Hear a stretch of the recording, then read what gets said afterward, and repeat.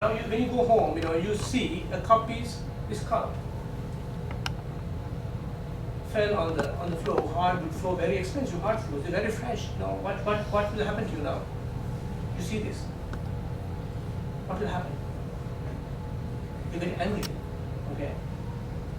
I'll show you how you get angry. Okay. My new hardwood floor. What will come through? Who spilled this? You don't even want to clean this. What comes to our mind? Who spilled this? That's the ignorant mind. That happens in ignorant mind. That this feeling or this thought we didn't make. We didn't make it. It comes to you. So it comes because you made these so many concepts from the childhood to now. So when we see this, it's directly connected to the memory to blame someone. So I'll show you why we do that.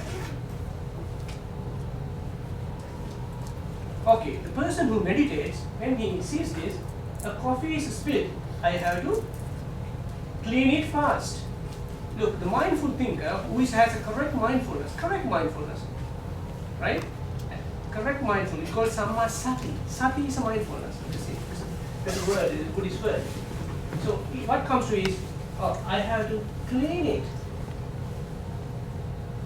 He might blame later, but this is the first thought. Comes when he has lots of kindness. He doesn't even think who spilled it. I don't care, right? Okay, sadness here. This is the thought process happen, right? Sadness and hatred from the spirit. It's called aversion. I don't like it. I don't like what happened. When you see this, you want hardwood. This is what comes to your mind. Is hardwood is expansive, and it gives a nice sensation. It gives you happiness. Seeing the hardwood floor gives me happiness. Now I see this is spilled. Now this will not go away. Then it will damage my hardwood. Now I will not get happiness because it is spilled. These are the millions of thoughts comes like that, right? So now and hatred means it's not a hatred for a person. Aversion is a dislike. Hatred, dislike, aversion, they are all the same. Dislike to see damaged hardwood. That's the meaning of this. Dislike to see damaged hardwood. That's what makes us more sad. That means, for example, if you die tomorrow, I'm going to die tomorrow. Do I get this anger? No. Why? Because I'm not here to see this. If I know I have a cancer and I'm going to die, do I worry? No. This worry comes because of the future. The mind gets thoughts, there's a tomorrow with damaged hardwood. Ugly hardwood. Do you understand what I'm saying? Okay. So there's so many thoughts comes here. It's millions of thoughts. When you meditate, you'll understand this comes. You can catch this. You're not making, they come. Right? Okay. Then what comes? Then the pride hits now. Now is the time the pride hits. I made concepts in my mind which brings me pride. I'll show you that later how the pride comes, right? How the pride arrogance happens, right? So now to get rid of this pain, this sadness, our mind start unhealthy compensation mechanisms, compensatory mechanisms. One is the pride. I want to blame him. When you blame, you are overpowering the person who spilled. It's this opportunity to have a pride from overpowering, intimidating, right? So this comes to the mind. I can blame him. I can get the pride. This is not a thought you can catch, but this is the thing happens. You will catch by yourself when you do meditation, right?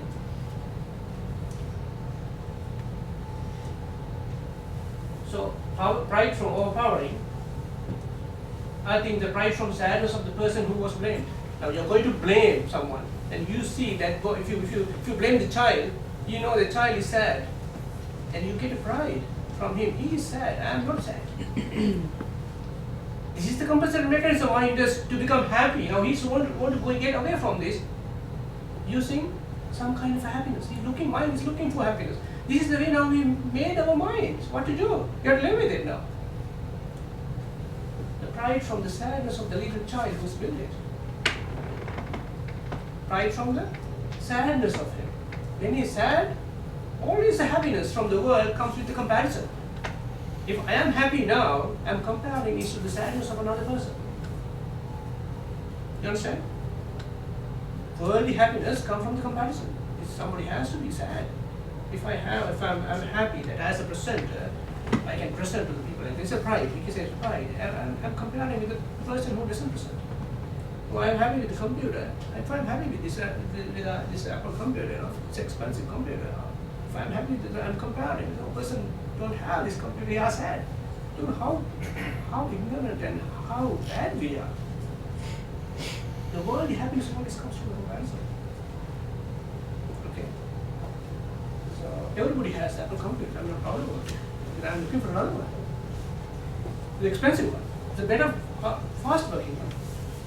This is not our fault. This is what we were taught from the childhood, right? We have to deconstruct. Okay. Okay. Love is kindness. Now here's another slide. Okay. Now this, for example, this is a girl. Okay. This girl is waiting for her husband to come and eat, right? To take the supper.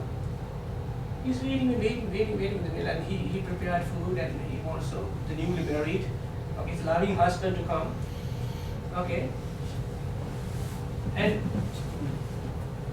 but we find the husband came home, he ate with a friend.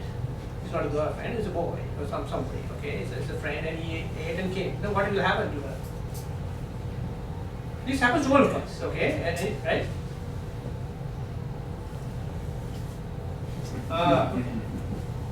But he doesn't think about it. Why should I bother about it? No. What is this? He can give the heart. No. He wants this is the heart of him. It's taking the heart. Loving means taking the heart, not giving the heart. Why he became this, why she became this, is he wanted his heart. He wanted attention, or we say, the pleasure, happiness from this guy's presence, this guy's words, this guy's smell, this guy's touch, this guy's sound, and this guy's just existence. That is called love.